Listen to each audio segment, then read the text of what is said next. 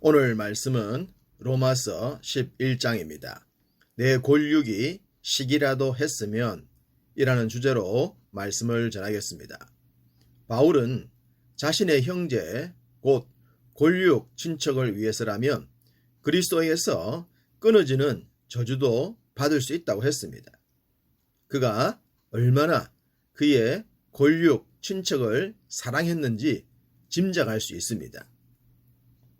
자신을 죽이기 위해 40여 명의 암살단까지 조직했던 그들이지만 바울은 그들을 포기할 수 없었습니다. 저 같으면 감정이 상해서라도 포기했을 텐데 말입니다. 그렇다면 바울이 이런 마음을 가질 수 있었던 비결은 무엇일까요? 고린도 후서 11장 2절 내가 하나님의 열심으로 너희를 위하여 열심을 내노니 내가 너희를 정결한 처녀로 한 남편인 그리스도께 드리려고 중매한다고 했습니다. 바울은 하나님의 열심을 가졌습니다. 그 열심은 죽은 영혼 살리는 것이지 않겠습니까? 당신의 목숨까지 희생할 정도로 말입니다. 바울은 하나님의 그 열심에 붙들리면서 하나님의 마음을 알게 됩니다. 그들을 위해 희생하는 아버지의 마음도 몰랐고 자신의 목숨을 내어놓는 아들의 마음도 몰랐지만 그럼에도 불구하고 하나님은 그들을 사랑하셨습니다. 그 사랑이 없었다면 자신도 존재할 수 없었음을 알았습니다. 그래서 아버지의 열심을 갖고 복음을 반대하는 골육 친척을 위해 애절한 마음을 가졌던 것입니다. 하나님은 유대인들이 복음을 거부했기 때문에 이방인에게 먼저 복음이 전해지게 하셨다고 했습니다. 바울은 그 뜻에 따라 힘써 복음을 전하면서도 이방인들이 받는 복을 보고 골육 친척이 식이라도 했으면 좋겠다고 생각합니다. 14절 이는 내 골육을 아무쪼록 시기하게 하여 그들 중에서 얼마를 구원하려 함이라. 시기 질투는 사랑하는 관계에서 많이 나오지 않습니까? 나만 사랑해주면 좋겠는데 다른 사람에게 관심을 주면 시기와 질투가 생깁니다. 바울은 골육 친척이 그랬으면 좋겠다고 생각했습니다. 자신들이 받을 복을 이방인들이 받는다고 생각하여 그 복을 자신들이 받아야겠다고 생각하도록 말입니다. 바울은 유대인들의 변심이 쉽지 않다는 것을 너무나도 잘 알고 있었습니다. 자기 자신이 뼛속까지 유대인이었기 때문입니다. 그렇지만 자신도 변화가 되었으니 골육 친척도 전부는 아니더라도 변화될 것이라고 믿었습니다. 그렇기에 11장 서두에 엘리야의 이야기를 합니다. 엘리야 선지자가 이세벨의 살해 위협을 피해 브엘세바로 도망가지 않습니까? 그런 후에 호렙산 한 바위 굴에 들어가서 이런 말을 했습니다. 하나님을 향해 열심 내는 사람이 이제 자기 혼자만 남았다고 말입니다. 엘리야의 눈에 자신처럼 신앙의 절개를 지키는 자가 이제는 보이지 않는다고 했죠. 그때 하나님께서 주신 말씀이 뭡니까? 바알에게 무릎 꿇지 않은 7,000명을 남겨뒀다 이지 않습니까?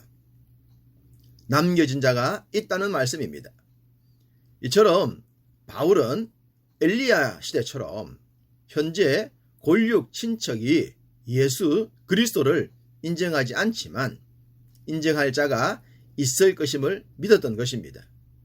그렇기에 자신의 목숨을 걸면서까지 그들에게 복음을 전했던 것입니다. 바울은 로마에 오기까지 3번의 전도 여행에서 이방인들이 받은 복들을 친히 목격했습니다. 알지 못하는 신에게 제사를 지낼 정도로 참신을 만나지 못했던 자들인데 그런 그들이 변하는 것을 봤습니다. 지옥에서 천국으로 가는 것을 봤고 영혼이 잘됨 같이 범사가 잘 되는 것을 봤습니다. 그래서 이방인들도 이렇게 복을 받는데 하나님께 열심히 있는 골육 친척이 바뀌면 더 큰 복을 받을 것이라고 생각했던 것입니다. 12절 그들의 넘어짐이 세상의 풍성함이 되며 그들의 실패가 이방인의 풍성함이 되거든 하물며 그들의 충만함이리요. 유대인들이 넘어지고 실패함으로 인해 이방인들이 풍성해지고 풍성해졌다는 것입니다. 원래 이 풍성함이 유대인의 것이었는데 말입니다.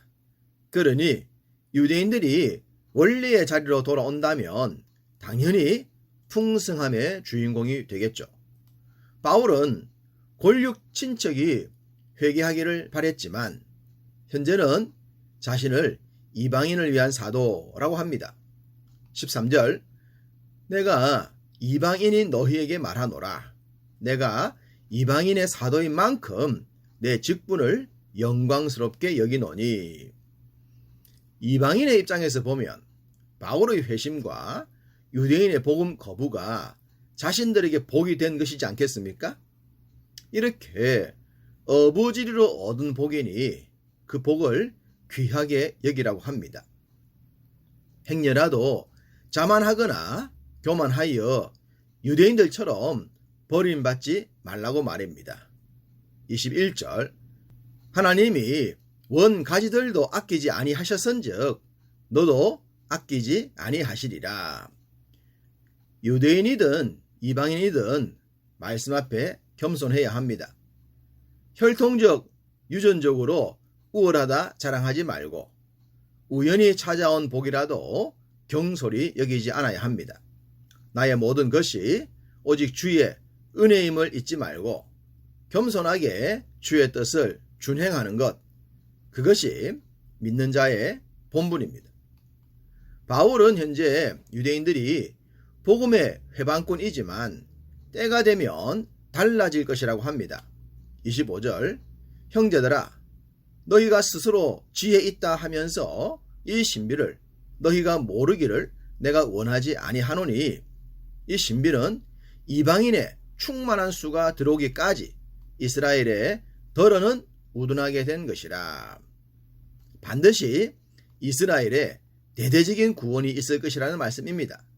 다만 그때를 우리는 알 수 없습니다. 이방인의 충만한 수가 어디까지인지를 말입니다. 그러니 우리에게 은혜 받을 만한 때가 영원하지 않다는 것을 기억하고 더욱 복음 앞에 간절해야 하는 것입니다.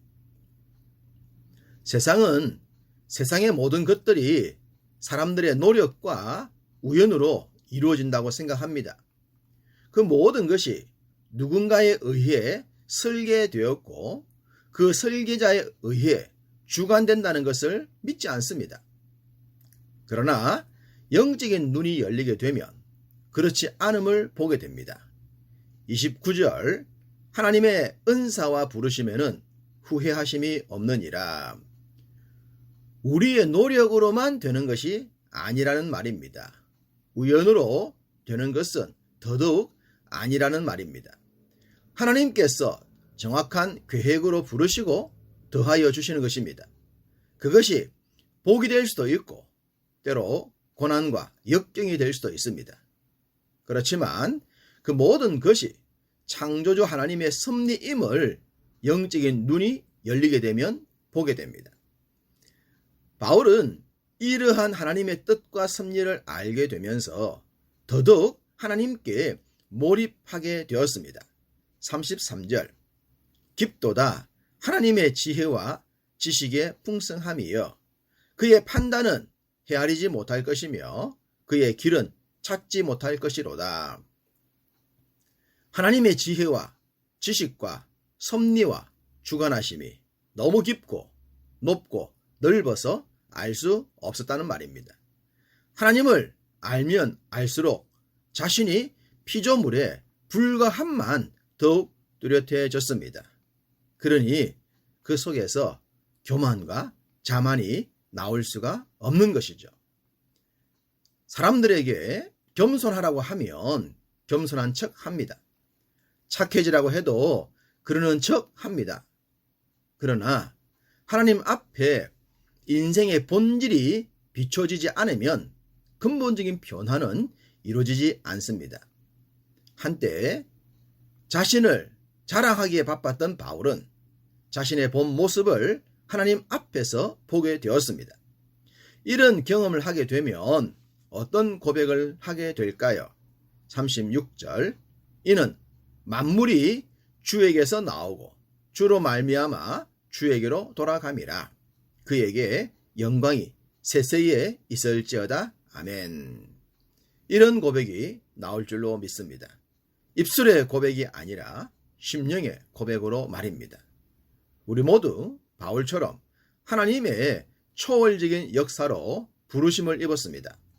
또한 전능하신 창조주의 거울 앞에 우리 자신이 누구인지도 보았습니다.